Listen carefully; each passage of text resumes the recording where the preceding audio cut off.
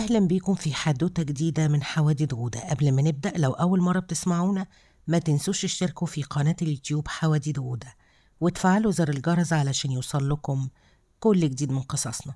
ولو القصة عجبتكم دوسوا لايك وسيبوا رأيكم في كومنت وشيروا الحلقة مع اللي بيحبوا القصص الصوتية.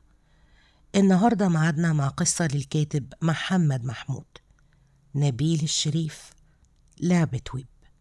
يلا بينا نسمع القصة.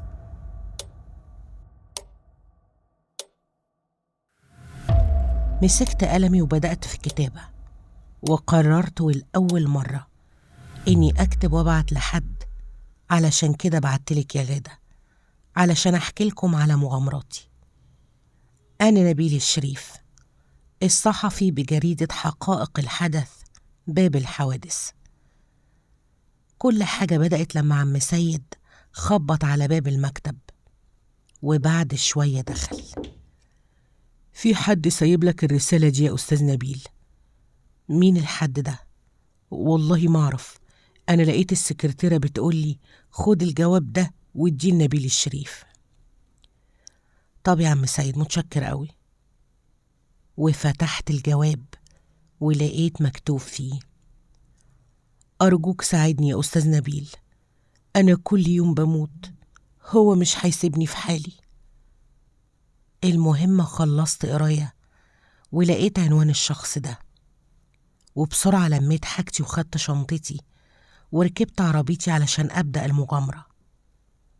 ورحت على العنوان وطلعت على السلم وخبطت على الباب، خبطة في التانية في التالتة لحد ما الراجل فتح لي. كان راجل في الأربعينات من عمره، وواضح على وشه علامات الرعب. السلام عليكم، أنا الصحفي نبيل الشريف. أخيرا جيت، اتفضل يا ابني ادخل. ودخلت الشقة ولقيت آثار حروق على الحيطة، فقعدت على الكرسي. انت مين؟ أنا عمك إبراهيم. كنت عايش حياة عادية جدا، بس حياتي اتقلبت بسبب لعبة ابني بدأ يلعبها. لعبة؟ أيوة يا ابني، لعبة على موقع اسمه دارك ويب.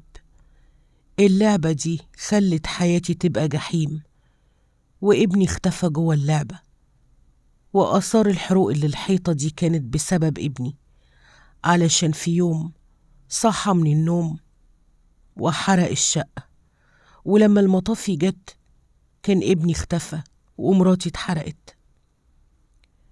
أنا كنت سامعه بانتباه شديد، وقلت في نفسي لعبة ايه دي اللي ممكن تبقى على الدارك ويب؟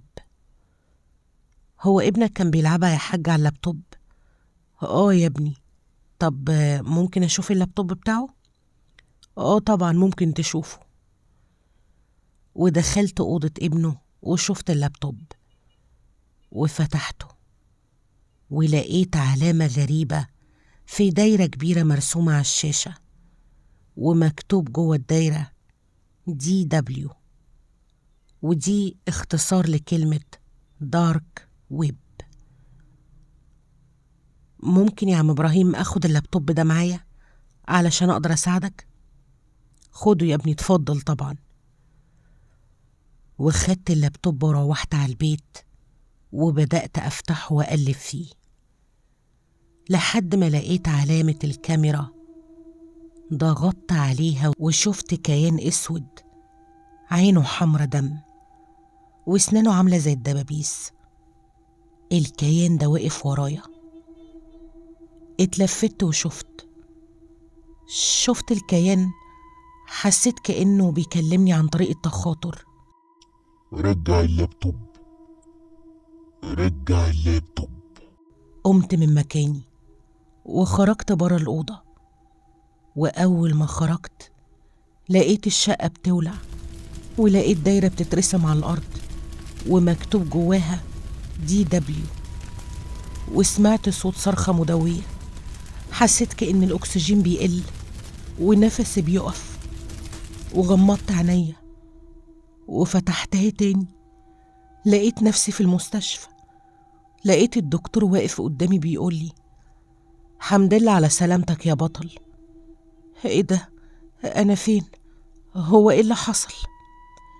اللي حصل ان شقتك ولعت والاسعاف جت اخدتك وبقالك اسبوع في غيبوبة. لا، انا لازم امشي. وقمت من مكاني وزقيت الدكتور وهربت من المستشفى بالعافية، ورحت لعم إبراهيم وفضلت أرزع على الباب لحد ما سمعت صوت ورايا بيقول: انت بتعمل ايه يا أستاذ؟ عم إبراهيم فين لو سمحت؟ عم إبراهيم الله يرحمه امبارح سمعنا صوت صرخة وكسرنا الباب ولقيناه انتحر، ورسم كده على كف ايده بالسكينة، علامة دايرة مكتوب جواها DW، صح؟ أيوة صح. انت عرفت منين؟ مش مهم، شكرا. ومشيت ورحت على البيت وفتحت اللابتوب ولقيت علامة لوكيشن وطريق ونقطة حمراء على آخر الطريق، وفي نفس الوقت لقيت إشعار على الواتساب. فتحته لقيت نفس اللينك بتاع العنوان، ونزلت من الشقة ومشيت ناحية العنوان لحد ما وصلت، ولقيت العنوان وصلني الفيلا. فدخلتها وطلعت على السلم، لقيت أوضة مفتوحة دخلتها، وأول ما دخلت سمعت صوت الباب وهو بيترزع ورايا. اتلفت وشفت راجل لابس عباية سودة، عباية عاملة زي بتاعة عابدين الشيطان، ولقيته ماسك سكينة وقال لي: علامة إبليس DW. إبليس يا بشري. أنا هحرقك.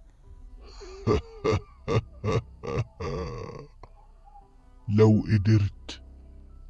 وفجأة لقيته قرب مني وجرح دراعي بسكينة وقال: اللعبة دي بتجيب الشباب اللي عايزين يعرفوا الحقيقة، بس لما بيتعمقوا فيها بتكون نهايتهم بشعة.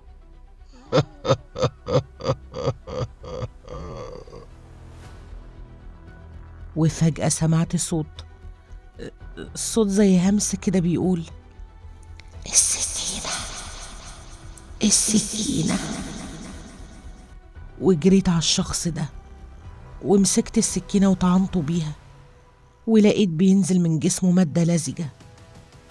دي مش النهاية. وفضل يصرخ جامد وخرج من الأوضة.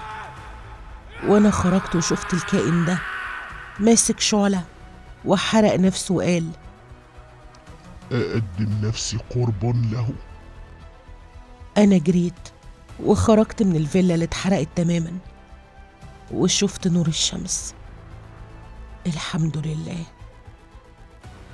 هرجع لكم تاني بمغامرات مرعبة، وهرجع لكم بمغامرات جامدة من سلسلة نبيل الشريف.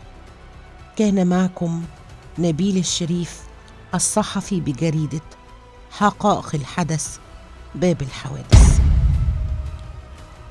وبكده تكون انتهت قصة النهاردة. استنوني في قصة جديدة. كانت معكم غادة محمود.